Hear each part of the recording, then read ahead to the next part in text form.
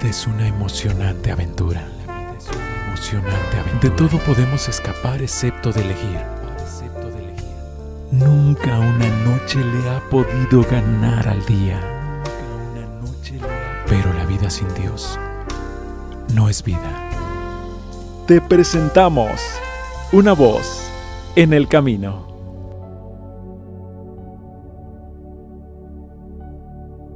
Hoy estamos en Génesis capítulo 1 del versículo 20 al 31 y vamos a leer también Génesis capítulo 2 versículos 1 y 2.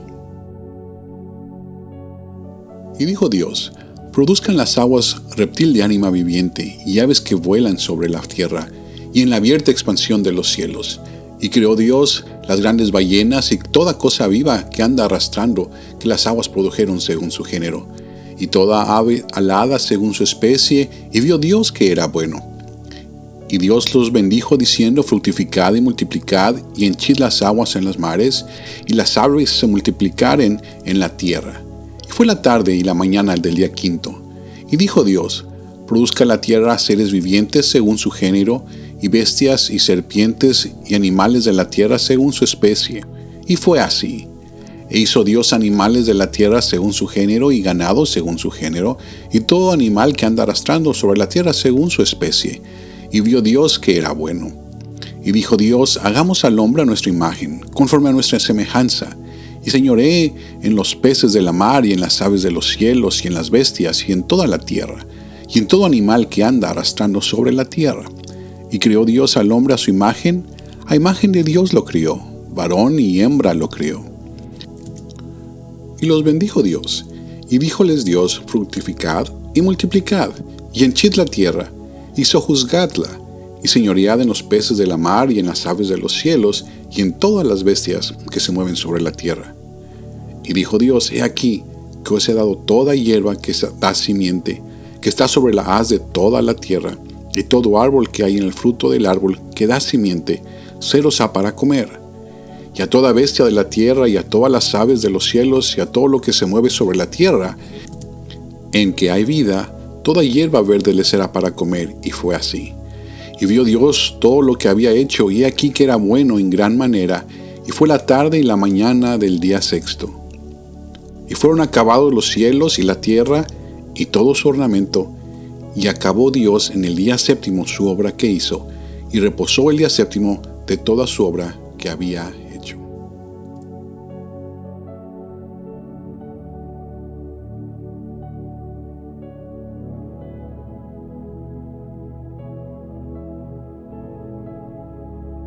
Dios está empezando de manera continua y terminando de manera continua. La vida no es otra cosa que una sucesión de principios y finales. Pero lógico, en este lugar que se llama tiempo, este espacio que Dios ha creado dentro de la eternidad, este espacio en el cual nos movemos, estos límites que Dios ha puesto para nosotros, que somos, por supuesto, seres con límites, encontramos a Dios iniciando siempre algo y terminando siempre algo. La vida misma y la muerte no son otra cosa que eso, un principio y después otro principio. Acaba un periodo, se inicia otro periodo. La muerte no es otra cosa sino el principio de una nueva cosa, eso es todo. La gente le teme, y no estoy hablando de los absurdos de imágenes de muerte que están completamente equivocados en su idea. Estoy hablando de la realidad de la transformación que Dios realiza continuamente a través de esto que llamamos muerte. Cosa que resulta temible para algunas personas porque no entienden que la muerte como acontecimiento no es otra cosa que el principio de una nueva vida, porque Dios es la vida misma. En Dios no hay destrucción, en Dios solamente hay transformación, y Dios lo abarca todo. Habíamos terminado con un muy breve análisis sobre lo que Dios está haciendo en nuestras vidas, nuestra tierra personal, y habíamos terminado con el día cuarto.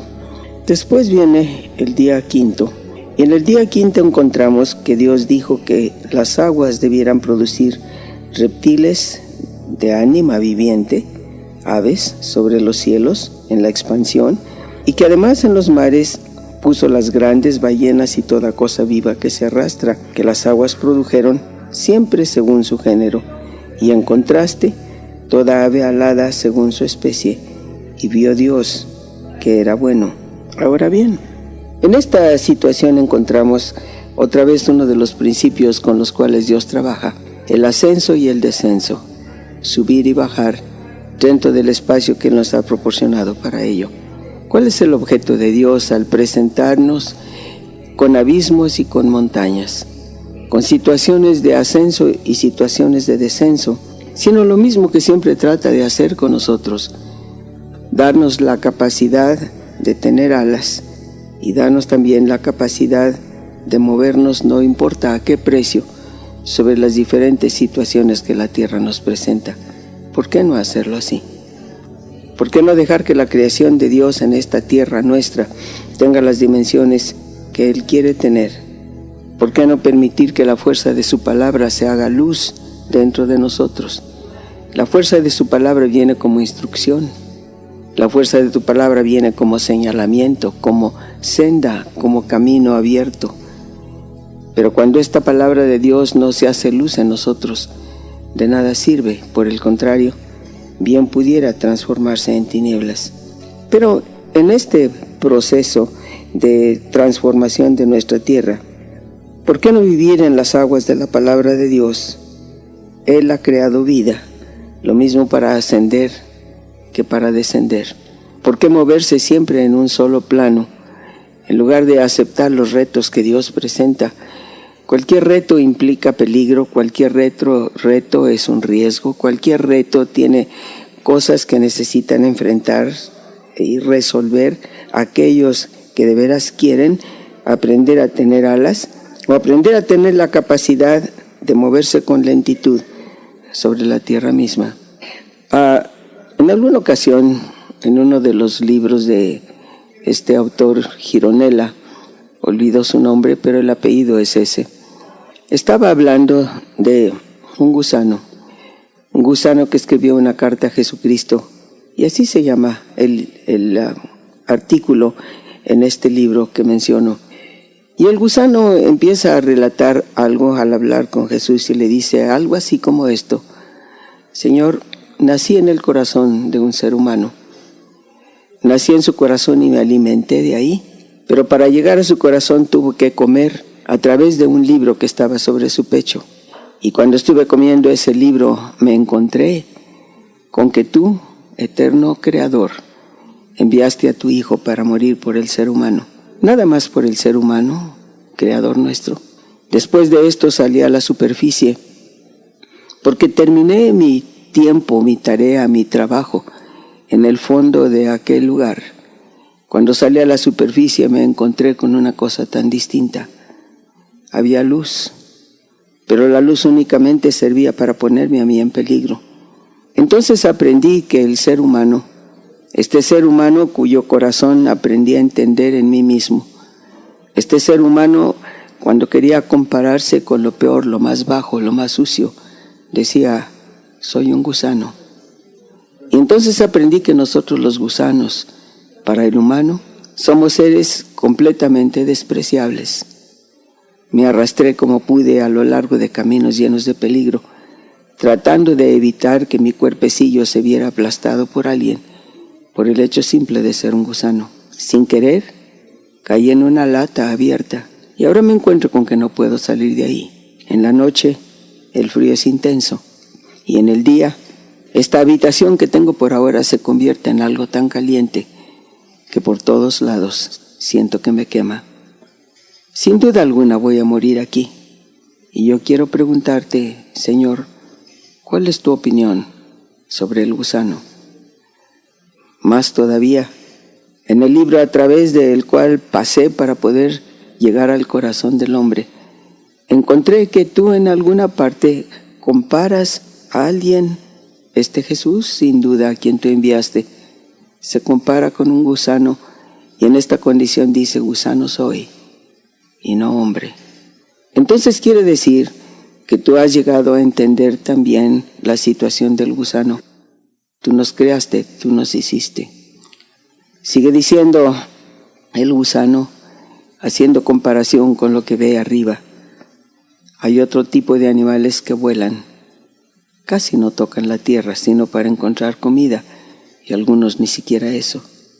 Yo soy un gusano. ¿Por qué no tengo alas? Sin duda alguna, este gusano no sabía que hay gusanos que acaban por transformarse en mariposas. Si este era uno de ellos o no era, quién sabe. El hecho es simplemente uno. Dios, en su misericordia y en su sabiduría, quiere ayudarnos a entender todas estas dimensiones. No solamente la dimensión deseable de quien tiene alas para poder ascender tan alto como fuere posible, pero también la dimensión de aquel que aprende a arrastrarse y a entender la situación y la condición del gusano. ¿Quién es responsable de su creación? Nadie. El Creador es Dios. ¿Puede decirle el vaso al alfarero, ¿por qué me hiciste así? Obviamente no. Pero lo que sí podemos hacer es aceptar la situación que tenemos y con todo el corazón saber que en la dimensión en la cual Dios nos haya colocado, siempre hay un nuevo principio, aunque siempre también hay un fin. Nos gusta el fin de lo que no nos agrada. Lamentamos el fin de aquello que queremos. Pero en esta dimensión de creación de Dios, cuando hizo los seres que habitan los mares y también los seres que vuelan por las alturas del firmamento, otra vez es en nuestra propia tierra donde Dios quiere crear estas dimensiones. No tenemos que hacer más que aceptarlo y ser felices con ello. ¿Por qué no? ¿Por qué no entender?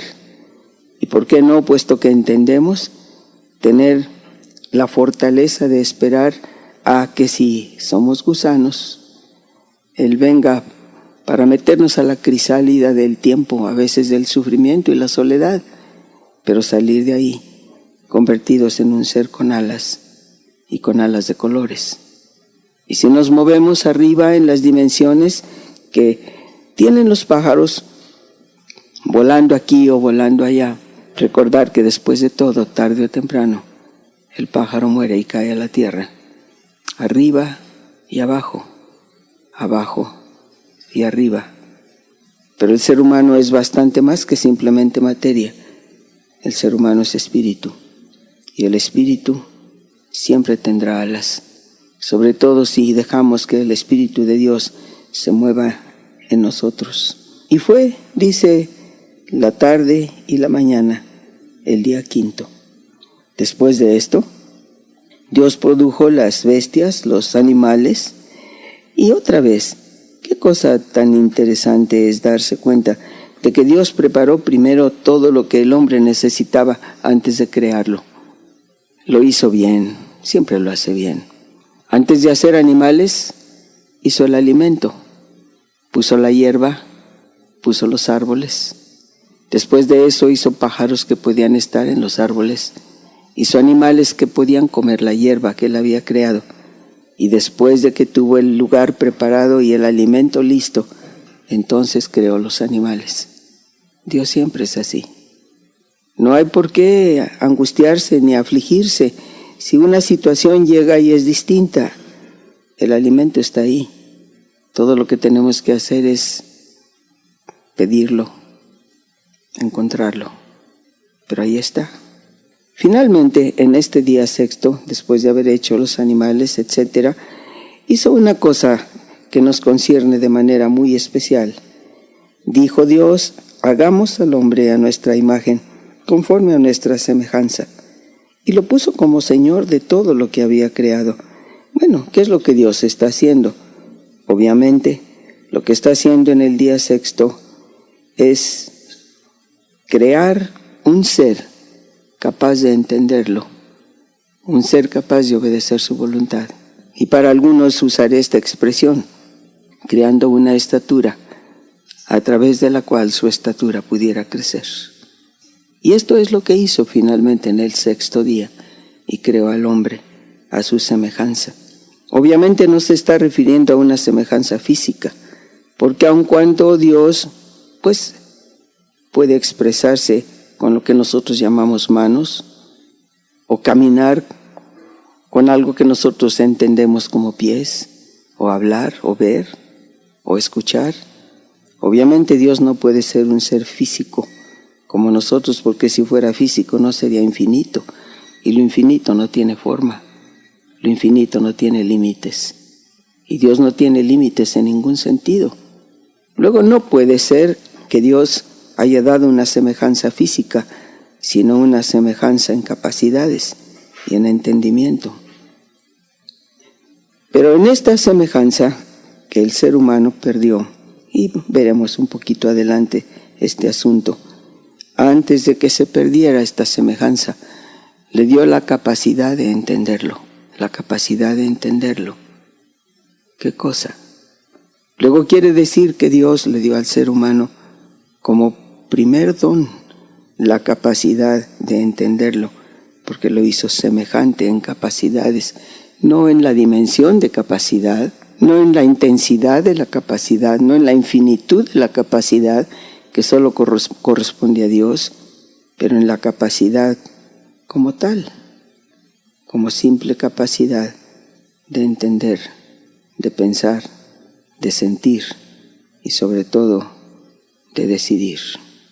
Y creó al hombre a su imagen y semejanza, y con esa imagen y con esa semejanza lo puso por Señor de todas las cosas creadas. Bien, cuando el hombre tenía la semejanza de Dios, sin duda todas las cosas creadas tenían felicidad y paz. Cuando el hombre perdió su semejanza con Dios, la tierra misma y sus criaturas empezaron a sufrir, como hasta la fecha. Dios le dio al hombre esta semejanza. Creó Dios al hombre a su imagen. A imagen de Dios lo creó. Varón y hembra los crió. Y los bendijo Dios y les dijo: fructificad y multiplicad y henchid la tierra. Fructificad y multiplicad y henchid la tierra. No solamente se estaba refiriendo a la multiplicación del ser humano como tal, pero a la multiplicación de la presencia de Dios y de la bendición de Dios sobre todo lo creado. ¿Será posible multiplicar paz? ¿Será posible multiplicar gozo? ¿Será posible multiplicar amor? Por supuesto que sí. Hay dimensiones, hay tamaños diferentes, unos más amplios, otros menos amplios, unos más grandes, otros más pequeños. Pero cuando se trata de extender, diría la Escritura en otro lugar, las cuerdas de nuestra tienda, de ampliar el espacio en el cual vivimos o en el cual otros viven, ciertamente que podemos fructificar y hacer que estas dimensiones que Dios nos dio tengan fruto no solo en nuestra vida personal, pero también en la vida de nuestro entorno. Y la multiplicación gozosa de todo lo que es bueno, de todo lo que es puro, de todo lo que es santo. La multiplicación, esa era la intención de Dios. Una serie de vidas fructíferas, multiplicando ¿hasta dónde? ¿Quién sabe? ¿Qué dimensiones habrá tenido Dios para el ser humano si el ser humano hubiera caminado de acuerdo con la voluntad de Dios? ¿Quién sabe? Es verdad que cuando vino Jesús, Él restituyó todas las cosas, incluso en una distinta dimensión. Tal vez en alguna ocasión mencionábamos, Dios tiene un plan para alguien. Se levanta el enemigo y pone una pared en la cual aparentemente se estrella el plan de Dios, pero eso resulta imposible. Lo que Dios hace es hacer entonces un mejor plan, de manera que el plan nuevo que Él hace es como si se tratara de un ave que renueva sus alas, se las vuelve más fuertes y pasa por encima de la pared que hubiera sido el obstáculo. Y lo único que logró con ello el enemigo es que las alas, la fortaleza y la visión de aquel a quien quiere estorbar se hagan todavía mejores y más fuertes.